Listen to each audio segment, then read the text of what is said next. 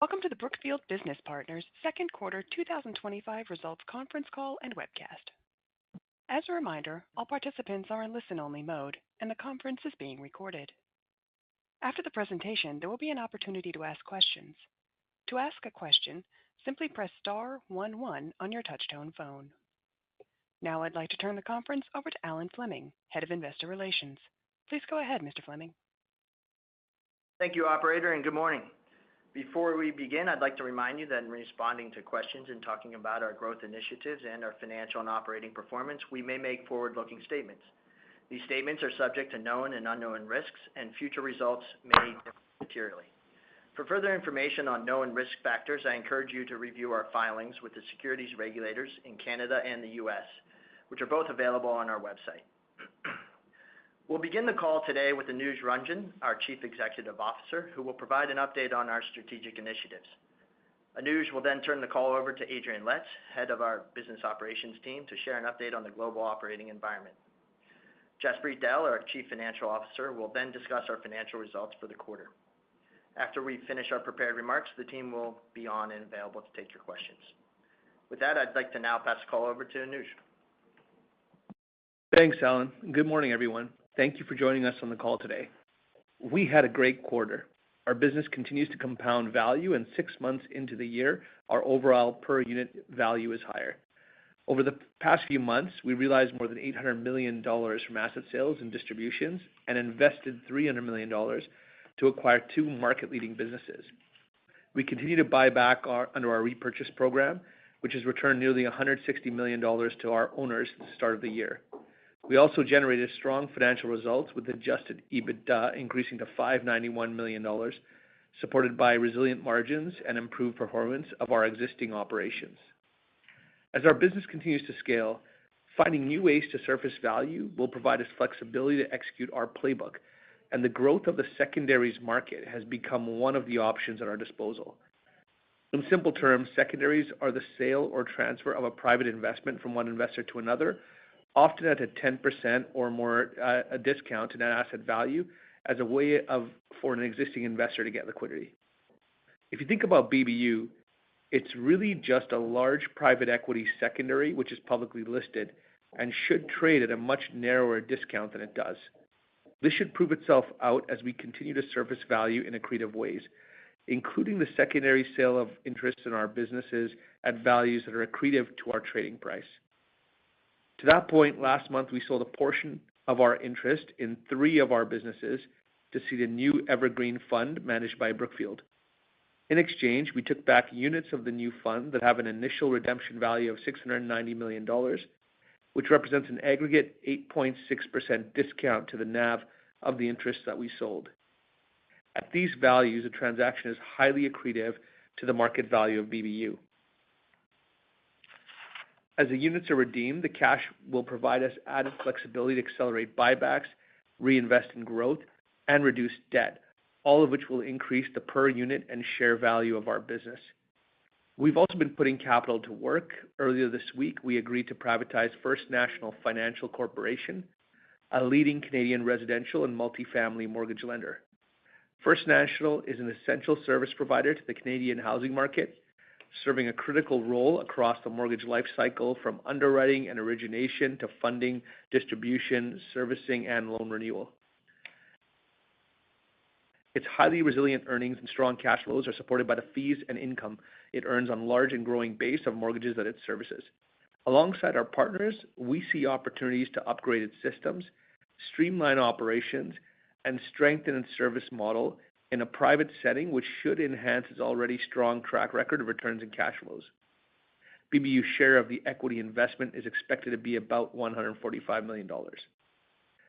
Stepping back, we've made great progress since the start of the year, and the reasons to own BBU have arguably never been clearer.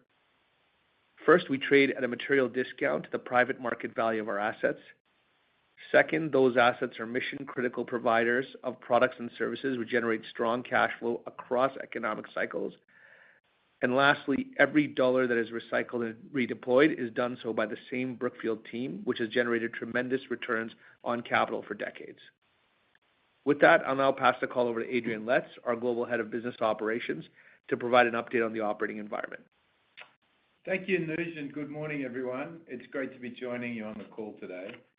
With the first half of the year now behind us, I wanted to provide some observations on how the operating environment has evolved over the past few months and how our businesses have been responding. The global economy today is in a much different spot than the outlook most had expected at the start of this year. With inflation in check, unemployment levels low, and many central banks moving toward an easing cycle, growth expectations across most developed markets were high heading into the year. However, as we know, tariffs, rising global trade tensions, and geopolitical conflicts have introduced much more uncertainty in a relatively short time. While this continues, we do see signs that it is stabilizing. However, we remain cautious. The U.S. has been very resilient. GDP expectations for the second half of the year have stabilized. Unemployment remains low, and consumer sentiment has inched higher in the past few months. In Europe, although it'll take a while for things to play through, stimulus spending is increasing, including Germany greenlighting a $500 billion infrastructure fund, and other countries such as the UK have put forward plans to reduce barriers to competition and accelerate delivery of infrastructure projects. Outside of Europe, it remains very clear that the GCC markets where we operate in the Middle East are very strong, and India remains a growth economy. Growth is very important to our value creation plans, and while our businesses have not been immune to slowdowns, over the past few months, our principles are serving us very well. We deliberately buy high-quality, market-leading businesses that have strong competitive advantages and provide mission-critical products and services.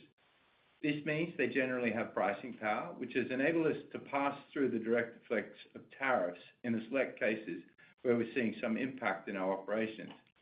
It also means that notwithstanding some pockets of softness, our volumes and activity levels on balance have held up well in spite of the backdrop. Most importantly, we're not standing still. We have continued to make significant progress in our value creation plans across the business. As a result, we've been able to maintain and in some cases increase margins in more difficult near-term environments while continuing to strengthen the long-term positioning of our businesses. For example, at Dexco, while volumes have contracted, margins have increased approximately 200 basis points since our acquisition due to the phenomenal job the business has done to right-size its cost structure, strengthen its market position, and optimize productivity. Similarly, at Modulaire, where utilization levels have been impacted by overall sluggish capital investment in Europe, the team is continuing to drive growth in value-added products and services and streamline the organizational structure, which has contributed to resilient margins, which are higher than when we bought the business 4 years ago. Even at Clarios, where performance continues to exceed expectations, overall battery volumes have seen some impact from a slowdown in global automotive production levels. Yet margins, which exceeded 20% through the first half of the calendar year, continue to increase, supported by improved service levels, increased operational effectiveness, and a higher mix of technologically advanced batteries. These are just a few examples of the work underway across each of our businesses, including our more recent acquisitions like Network International and Chemelex, where our integration and value creation plans are off to very strong starts. As Anuj said, we're really pleased with the progress we've made over the past 6 months. We've been through cycles like these before, and our playbook is tested. All the work we've done to optimize the operating platform should amplify performance when a broader base recovery does take hold. With that, I'll hand it over to Jaspreet for a review of our financial results, and we'll stay on the line to take any more questions after prepared remarks. Thanks, Adrian, and good morning, everyone. Second quarter adjusted EBITDA of $591 million increased compared to $524 million in the prior period. Results reflected improved underlying operating performance, tax benefits, and contribution from recent acquisitions. Adjusted EFO of $234 million during the quarter benefited from lower interest expense due to a reduction in corporate borrowings compared to the prior period. Turning to segment performance, our industrial segment generated second quarter adjusted EBITDA of $307 million, an increase compared to $213 million in 2024.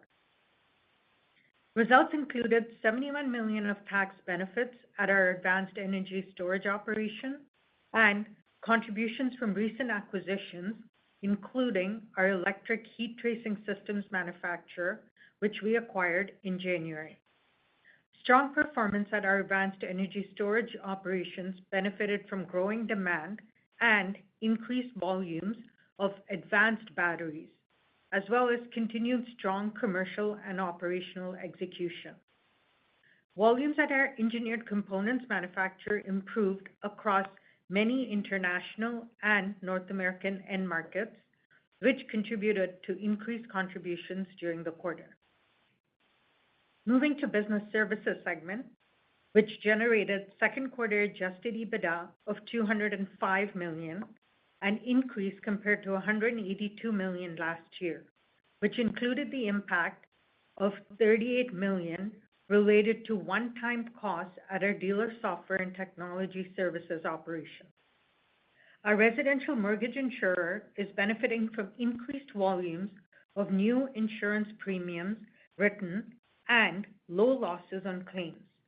Results during the quarter reflect the timing impact of slower revenue recognition under IFRS 17 accounting standards due to revised model assumptions given the current macroeconomic uncertainty and consensus view of the Canadian housing market. At our dealer software and technology services operation, stable performance included costs associated with the ongoing investments in product modernization and technology upgrades. This is expected to continue over the next 12 to 18 months. Finally, our infrastructure services segment generated second quarter adjusted EBITDA of $109 million compared to $157 million during the same quarter last year.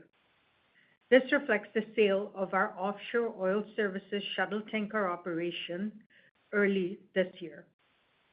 Industry fundamentals at our lottery service operation remain resilient despite the impact of fewer hardware deliveries and lower lottery jackpot sizes compared to prior year. Turning to our balance sheet and capital allocation priorities. Our strong balance sheet provides us options to support our capital allocation. We ended the quarter with approximately $2.9 billion of corporate liquidity pro forma for announced acquisitions and realizations, including the expected redemption value of the fund units we received in exchange for the sale of a partial interest in 3 businesses last month. During the quarter, we continue to maintain an increased pace of repurchase activity under our buyback program. As Anuj mentioned, since February, we've acquired 6.5 million units and shares, returning nearly $160 million to our owners, including $56 million returned during the quarter. Buying our own units and shares well below their fair value is an easy and efficient way for us to generate returns for our investors, then increase the per unit value of our business. We plan to renew our normal course issuer bid later this month, which will provide us capacity to repurchase an additional 8 million units and shares over the subsequent 12 months. With that, I'll close my remarks and we'll open up the call for questions. If you'd like to ask a question at this time, please press star 11 on your touchtone phone and wait for your name to be announced. To withdraw your question, please press star 11 again. Please stand by while we compile the Q&A roster.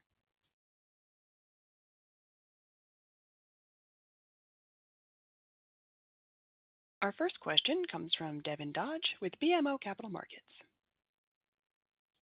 All right, thank you. Good morning, everybody. So I wanted to start with scientific gains. So when we look at the earnings from this investment, call it over the last 12 months or so, the trajectory has been, flat to down. Look, the business is having some nice commercial wins, and I'm sure there's a lot of work being done in the background to improve the operating performance, but it just seems like this progress often gets offset by other factors. We've seen like hardware deliveries, lower jackpots, inflation was a challenge at one point. It's made it harder to assess the earnings power of the business. So the questions for you is just how is Scientific Games performing relative to your underwriting assumptions, and when do you expect all the work that's being done to show up in earnings? Thanks, Devin. It's Adrian led. So, look, I think the first thing to say, if you look at the results this quarter, you're absolutely right. Hardware deliveries were lower this year, and we saw some impact from a performance penalty at one of our JVs. But if you adjust for those impacts, EBITDA performance was flat. Stepping back, the industry remains very resilient, which was central to our original investment thesis. And at the same time, overall industry growth has been a bit slower than we expected. We're continuing to scale up and put our shoulder behind digital capabilities, and we continue to see a high growth segment of the market. We've talked about the work that we've done in realigning the business with digital, having its own reporting line under new leadership. We hired a new business leader in that part of the organization who brings a strong depth of experience. But as you know, it takes time for the legislation to be put in place in the U.S., which will allow lottery operators to introduce digital lottery. But we've been winning our fair share, including a significant digital lottery as part of the contract we were recently awarded for the U.K. And today, we're the largest digital lottery service provider globally. And while we've been winning these new opportunities, some of the contracts awards have been slower to ramp up, and we're working and continuing to strengthen our capability to accelerate these. And as the contracts ramp up over the next 12 months, we fully expect to flow through to earnings and cash flow. So look, it's in line with our investment thesis. It's a little bit behind in terms of where we'd like, but we're still incredibly positive on the business and see a big opportunity. Okay, that's really good color. I appreciate that. Second question, Brand Safeway. I think the letter to unit holders mentioned a repositioning of the business towards higher growth markets. Just wondering if you could provide a bit more color behind that initiative and how easily it can, you can pivot the business toward those markets. Yeah, so Devin, I'll take that one again. Look, lower expected volumes than across all segments, particularly in the rental business, which is higher margin. And North American industrials are recovering, but the commercial markets remain soft. We do see pockets of opportunity. We've begun to reposition the business to strengthen the regional focus, and we're starting to see some upturn, although it's early. Management is really focused on executing the transformation plan. Pricing continues to be a bit challenging in the market, given some demand challenges and volume softness. We expect to continue through the second half of the year, but as we start to reposition into some of the growth markets we do see some cautious optimism towards into next year. Okay, great. Thanks for that. I'll turn it over. Our next question comes from Gary Ho with Desjardins. Thanks. Good morning. Thanks for taking my questions. A few high-level ones here for me. Maybe start with Anush. I listened in on one of your recent interviews, and you mentioned leveraging AI to improve productivity in your businesses, improving margins of those businesses. I think some of the examples you gave were automation, customer service, robotics. I'm wondering if I can pick your brain on kind of several of these larger projects you have ongoing in your portfolio, maybe highlighting ones that have more meaningful financial impact or provide a bit more kind of competitive moat or strengthen your market positions in those assets. Sure. Hi, Gary. So yes, we definitely see AI as a great tool. Stepping back, we've always bought leading industrial businesses and improved their margins with operations, and AI is another tool in that toolkit to do it in a much more dramatic way and much faster. In terms of use cases, to be honest, there's probably 700 use cases right now that we're running across the portfolio, so it's pretty vast and pretty large. I can talk about a couple that are more higher impact and a few of our bigger operations. In Clarios, we've been implementing a way to optimize order intake, so have an executable shipment plan to all our servicing plants while optimizing service performance. In this, we automated the analysis of a lot of business processes, and We've had millions of dollars of save from customer service penalties. We've had a 10% improvement in the quantity that we can fulfill, 14% improvement in overall service performance. So that's been pretty meaningful. We're also working on a larger scale automation in terms of robotics that we could fit into some of our manufacturing facilities as well. In Everrise, where we've been quite a leader, we've enabled automated AI-driven agent recruiting, screening, hiring, and training for our operations at scale. Just keep a reminder that this business employs, over, I think, 14,000 people. So there's quite a bit of HR work that you can automate. We've reduced training time there by about 20%. We've reduced we've reduced the cost of hiring an FTE by about 40%, and we've increased the speed to offer or hire across 5 different countries by about 5 times. So that's another example. We've done similar things with CDK, where we launched AVA, which is Artificial Intelligence Virtual Assistant, in our core software offerings, which helps dealers do a more quick conversational responses to consumers in real time, answers every call, schedules appointments, uses intuitive conversations, speaks 50 languages, and has a GPT-like experience for customers. We've got 4 times the increase in touch points per lead. We have a 47% increase in sales calls per lead, and overall improved the dealer experience. And I think the last one I touch on is Nielsen, where we've been able to reduce the manual effort required in video segmentation of our ad intelligence operations. And we've been able to reduce cost and labor. We've shifted away from manual video coding, which was done by 1,000 people. We've accelerated some market launches, and we've also enhanced the data quality. This is about $10 million in annual run rate cost savings that we're projecting, and it achieves about an 80% accuracy across the segments. It's more faster, it's more scalable. Client delivery, down to days versus 2+ months to do the same thing before. So these are just a few kind of key case studies, but I just say that there's hundreds and hundreds of more of these across the portfolio. That's great. No, thanks for providing the color there. Second one I have, now that the One Big Beautiful Bill signed, have your team kind of done some work on the potential read-through, either positives and negatives? Obviously, you have the 45X. If you can elaborate on the status and what you hope to receive at Clarios. And the second, how does the accelerated depreciation kind of impact some of your businesses in the U.S.? Hi, Gary, it's Jaspreet. I'll take that. So the team's kind of working through all of the provisions in the Big Beautiful Bill.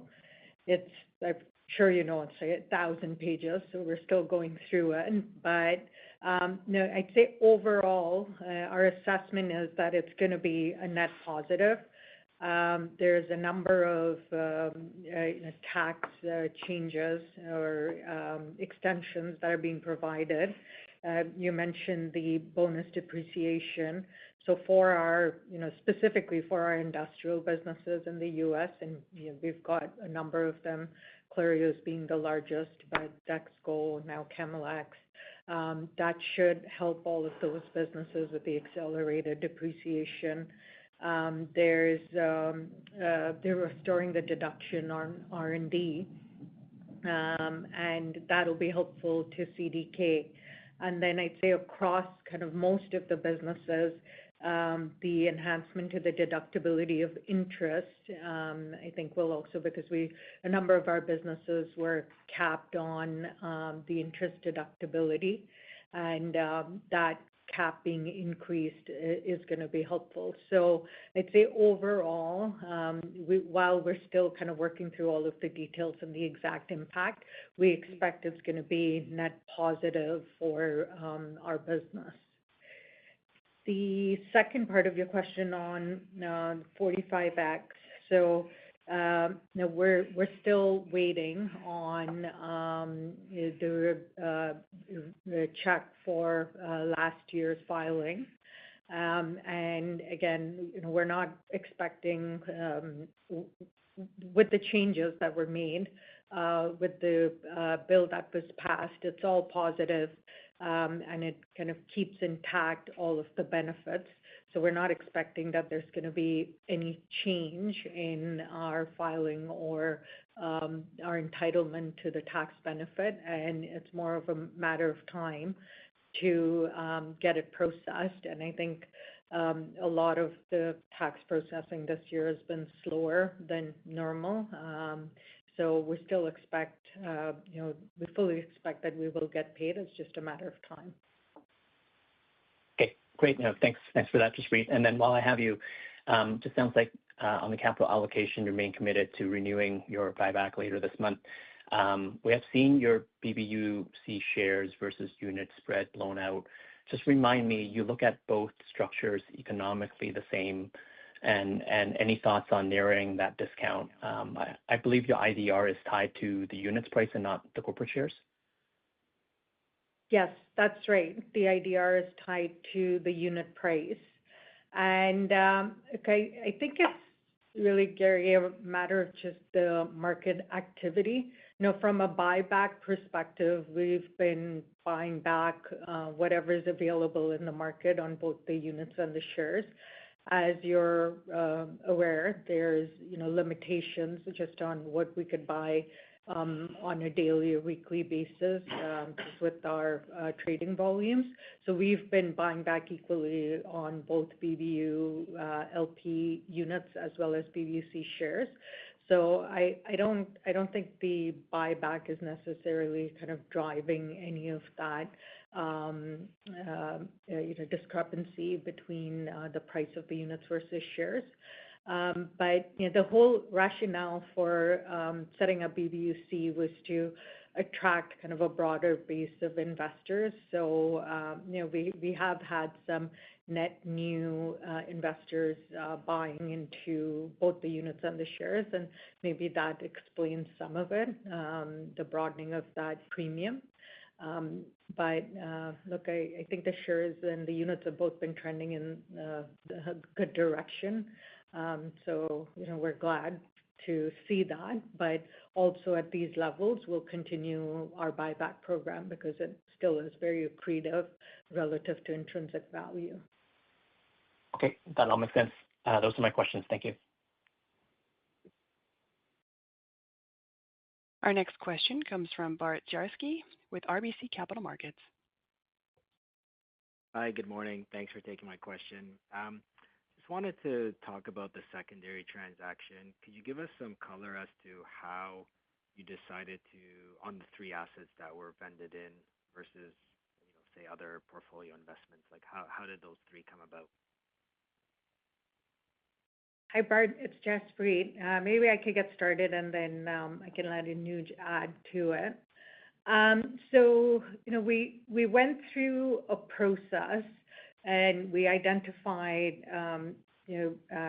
investments where we had kind of an outsized share through co-investment or others, and just the equity that we had invested in certain businesses where we would look and be open to kind of selling down.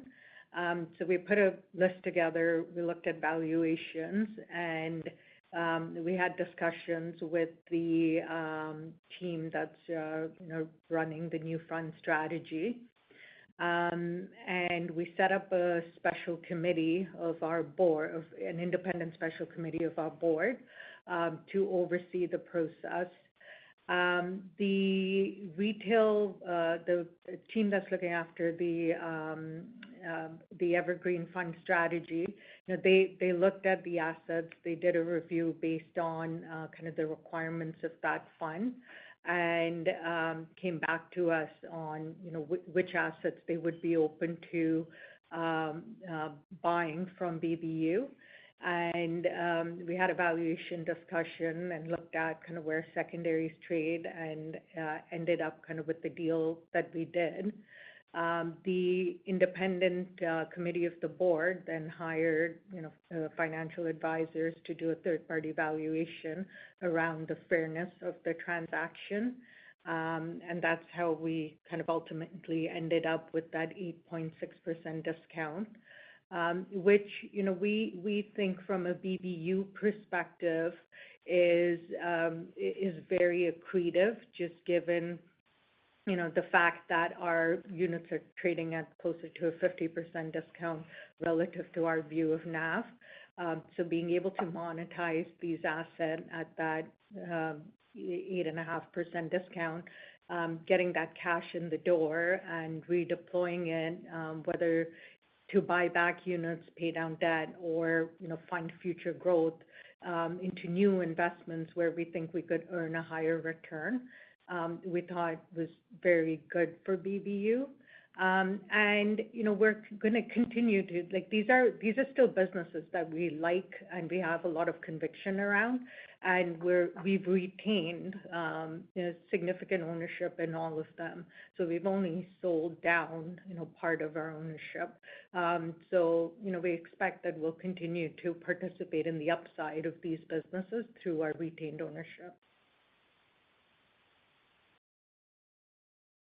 Very helpful. Thank you. And if I could just follow up on the mark. So the 9% discount to NAV, totally agree that it is highly accretive to your unit. When we look at secondary pricing, pricing improved last year to about 6%, call it, and I would think BBU with your alpha generated versus other buyout players over the long term would probably warrant a smaller discount. So can you just help us understand how that 9% was sort of calibrated and triangulated against what you're seeing in the market?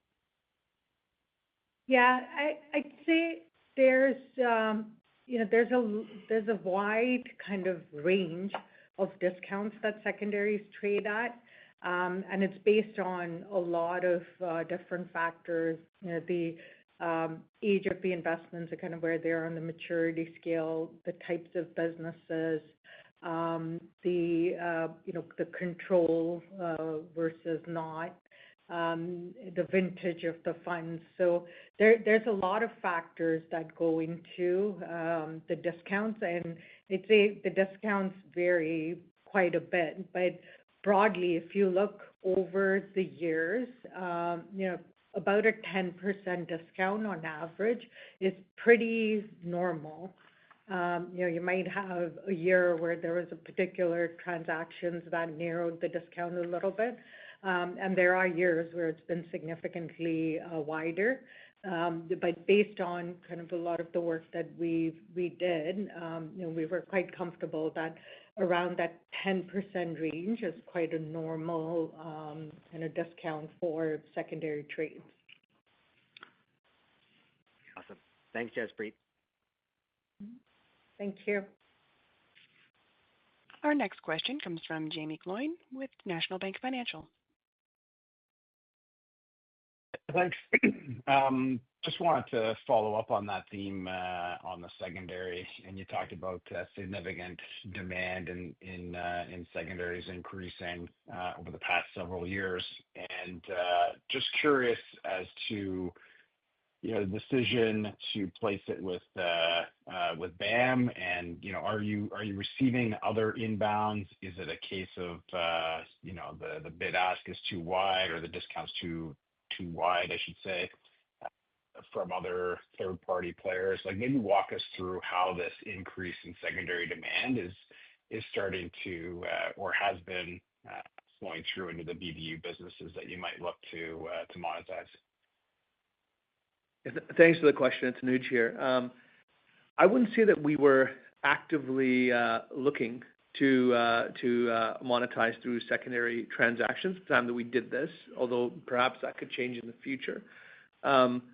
The opportunity arose, and it was quite a unique opportunity for BAM or Brookfield with its brand, its capability, and its reach in the retail wealth markets to be able to provide something that we thought was quite accretive to our shareholders and at probably a better discount to NAV than what we felt could be achieved in the broader secondary markets, just based on our analysis, given some of the criteria that Jaspreet mentioned earlier about timing of investments, how close they are to liquidity otherwise, and things like that.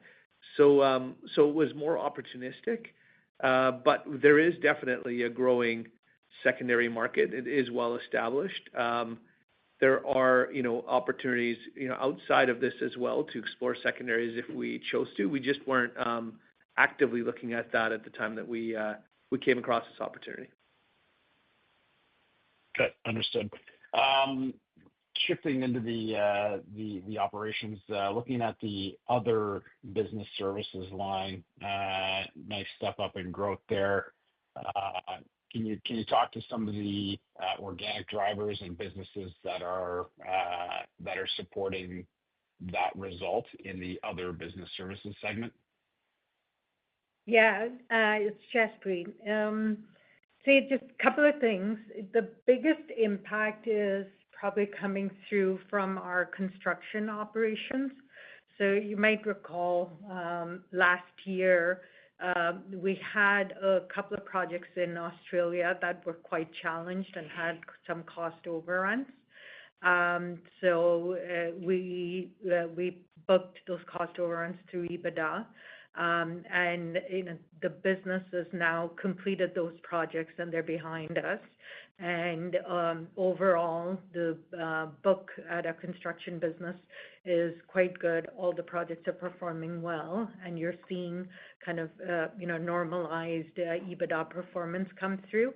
So I'd say just that year-over-year depressed performance last year versus a more normalized performance this year is accounting for that increase. And then I'd say broadly, some of the other businesses are also marginally better. And some of that is offset by the sale of our road fuels operations business.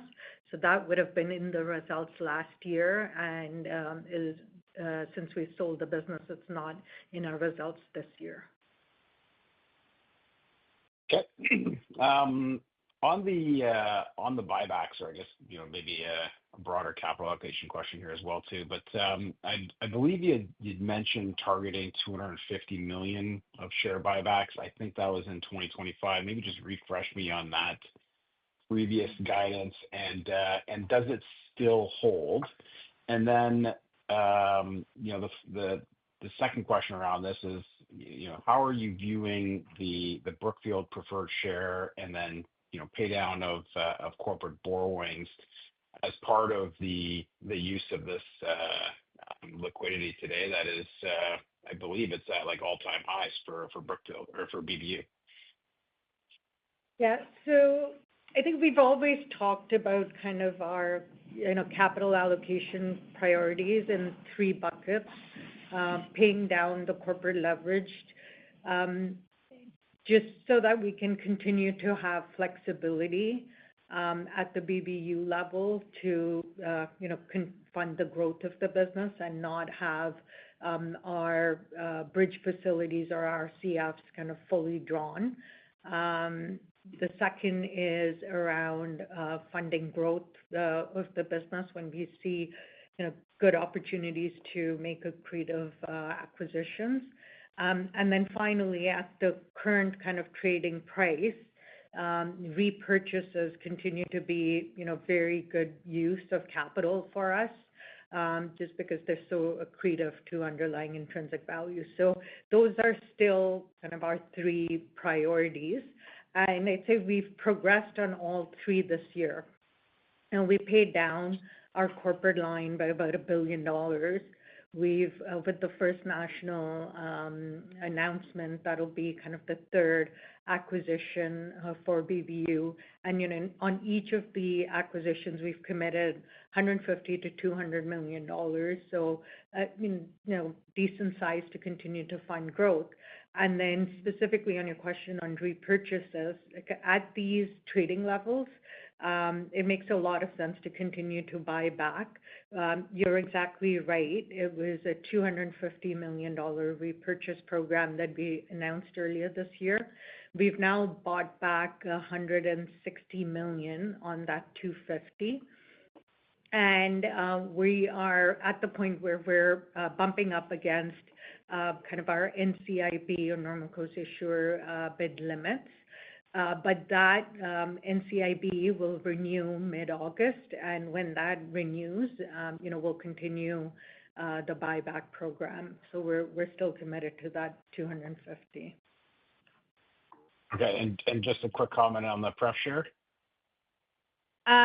Yeah, so the pref shares, we paid half of them down, and we've still got the other half outstanding. Brookfield does have, BA and Brookfield Corporation does have the right to ask for a redemption of those shares from either equity issuances or monetization activity. So, that is an ongoing dialogue that we have with Brookfield. But, as you know, they're very supportive and our largest shareholder. So, we'll continue to have those discussions as we continue to kind of generate proceeds. But I'd say, the priorities for capital allocations are kind of the things that I laid out. Yeah, understood. Last one, just Jaspreet, can you just refresh? I noticed in the letter there's a couple of nice refinancing transactions at the operating companies levels. Can you just refresh where we are on let's say a debt maturity schedule? How the rates of upcoming maturities compare to current environment? Just a comment on that for the operating companies. Sure. So we don't have really any large-scale debt maturities in the next 12 months. We've gotten ahead of, all of those maturities. The debt that is maturing over the next 12 months is all kind of more of the operating company debt. So if you think of, business like La Trobe in Australia, where we've got debt to fund the mortgage loans that they make. So those are maturing and get refinanced on a regular basis. But if you think about kind of any of the debt in our larger businesses, there's nothing maturing over the next 12 months. We've been very proactive in pushing out any of our debt maturities. Most recently, we did 2 refinancings. One was at Modulaire, where our debt was maturing in 2028, but the technicals just around the debt markets have been very positive. So we decided to extend the maturity on that debt out another 3 years. And then we also did refinancing at Clarios for debt that was maturing in 2027. And that maturity has now been pushed out 5 years. We also did something a little bit more opportunistic at Chemelex, where we were able to reprice the spread on our debt. So the debt was priced at SOFR plus 350, and we were able to narrow that spread to SOFR plus 300. So that'll, be a nice interest expense savings for the business. So we're very active. We stay on top of our debt maturities. The average weighted maturity in the portfolio is close to 6 years, just shy of 6 years now. And we've got quite a bit of our debt hedged as well. So we feel pretty good about kind of managing the debt within the businesses. Great. Thank you very much. That concludes today's question and answer session. I'd like to turn the call back to Anuj Ranjan for closing remarks. Thank you all for joining, and we'll see you next quarter. This concludes today's conference call. Thank you for participating. You may now disconnect.